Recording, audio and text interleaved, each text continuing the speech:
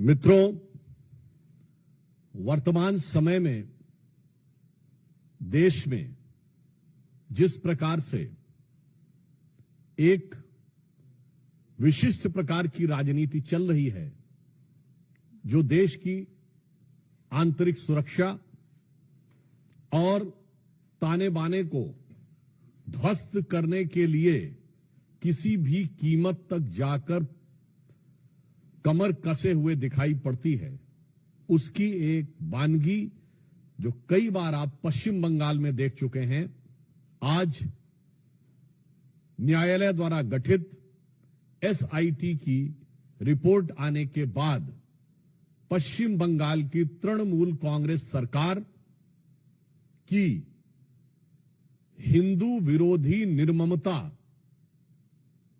अपने पूरे विद्रूप रूप में सामने आती हुई दिखाई पड़ रही है।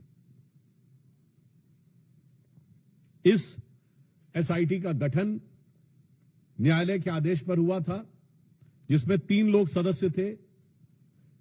एक registrar law national human right commission के थे और 2 सदस्य पश्चिम बंगाल की न्यायिक सेवा के थे, अर्थात एक मानवाधिकार आयोग से सदस्य थे और 2 पश्चिम बंगाल की न्यायिक सेवा वेस्ट बंगाल लीगल सर्विसेज थे। और उन्होंने 11 अप्रैल 2025 फ्राइडे यानी 11 अप्रैल जुमे के दिन 2 बजे से लेकर 4 बजे के बीच में जो घटनाएं हुई हैं, उनके बारे में जो अपना ऑब्जर्वेशन दिया है, उससे तृणमूल कांग्रेस, इंडी गठबंधन और ये सेक्युलरिज्म के सो कॉल्ड सेल्फ चैंपियंस का नकाब पूरी तरीके से उतर गया है। पहली बात, बहुत आश्चर्य और दुख की बात है कि जो लोग ये कहते थे कि पाकिस्तान से युद्ध करने की क्या जरूरत है, सिर्फ आतंकियों के ऊपर कार्रवाई हो, जबकि हमारी सरकार ने आतंकियों पर ही कार्रवाई की, उनमें से एक ने भी नहीं बोला कि पश्चिम बंगाल के मुर्शिदाबाद में किसी भी विषय को लेकर आपको आपत्ति है तो हिंदुओं के ऊपर हिंसा करने की क्या जरूरत है। हरगोविंद दास और चंदन दास पिता पुत्र की मृत्यु पर किसी ने एक शब्द भी नहीं बोला। वही लोग अचानक ऑपरेशन सिंदूर के बाद पाकिस्तान के प्रति सहानुभूति दिखाते हुए नजर आने लगे। इसमें जो फाइंडिंग्स आई हैं, पहला पॉइंट जो तृणमूल कांग्रेस ने यह प्रचार करने का, भ्रम पैदा करने का प्रयास किया था कि इसमें बाहर के लोग शामिल थे। उनके कुछ सांसदों ने दूसरे राज्यों के लोगों का नाम लिया था, विशेषकर उत्तर प्रदेश बिहार का नाम लिया था, जो सरासर अनुचित है। परंतु इस फाइंडिंग में बहुत साफ साफ तौर पर तृणमूल कांग्रेस के नेता और एमएलए का नाम भी सामने आया है और इसमें कहा गया है कि उनके 11 अप्रैल को, मैं इसको एज इट इज रीड करना चाहता हूं, all the attacks were carried out on the Friday 11th of April from 2 PM onwards under the instructions of local councillor Mehboob Alam and police and administration done nothing। तो ममता जी, ये तो आपकी party के बहुत महबूब नजर आ रहे हैं, आपकी पार्टी के बड़े प्रिय नजर आ रहे हैं। ये बात अब फाइंडिंग्स में बिल्कुल साफ हो गई। दूसरा विषय यह आया कि एक कुल मिलाकर इसमें बताया गया कि total of 113 houses were damaged and they even fled to Malda. जो ये कहने का प्रयास किया गया था कुछ नेताओं के द्वारा कि ऐसा तो कुछ खास हुआ ही नहीं, कोई महत्वपूर्ण, कोई ऐसी उल्लेखनीय घटना नहीं हुई, ये बात बिल्कुल साफ सामने आई कि 113 जो हाउसेज थे वो पूरी तरीके से विध्वंस हुआ और लोगों को वहां से पलायन करने पर बाध्य होना पड़ा।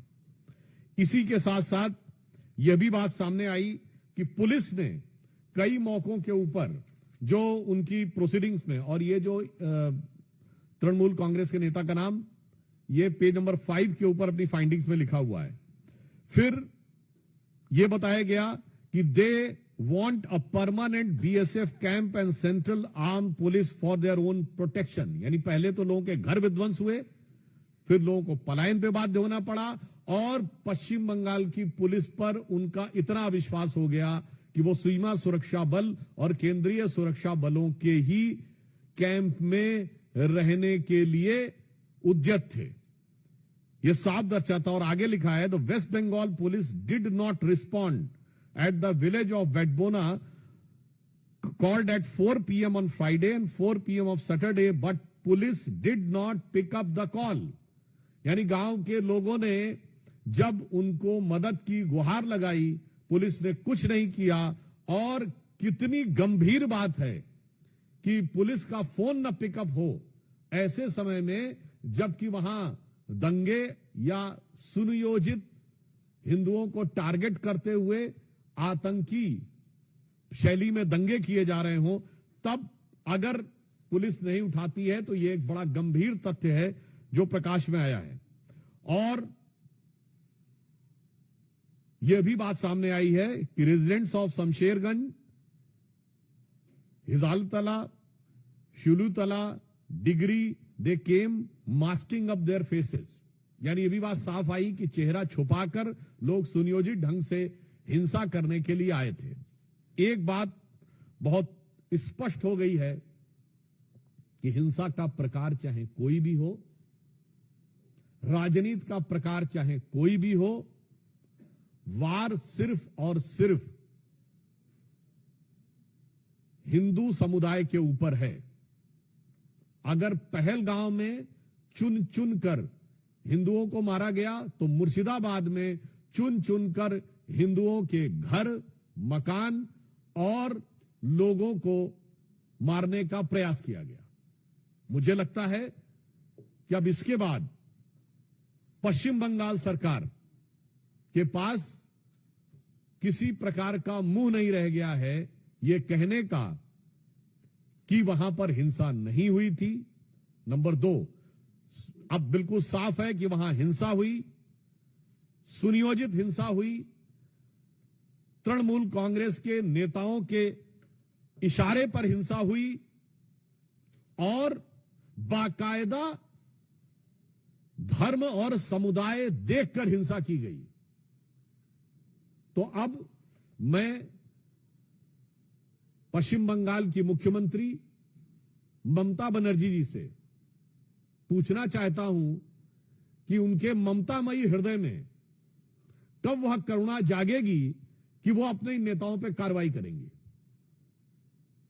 हम भारतीय जनता पार्टी की तरफ से स्पष्ट रूप से पूछना चाहते हैं कि न्यायालय के द्वारा गठित एसआईटी में यह तथ्य आने के बाद तृणमूल कांग्रेस के नेताओं पर ममता बनर्जी जी कब कार्रवाई करेंगी और अपने नेताओं के अपमानजनक और मारे गए लोगों का उपहास उड़ाने वाले बयानों के लिए कब माफी मांगेंगी। धन्यवाद। मित्रों, प्रश्न सादर आमंत्रित है। सबसे पहले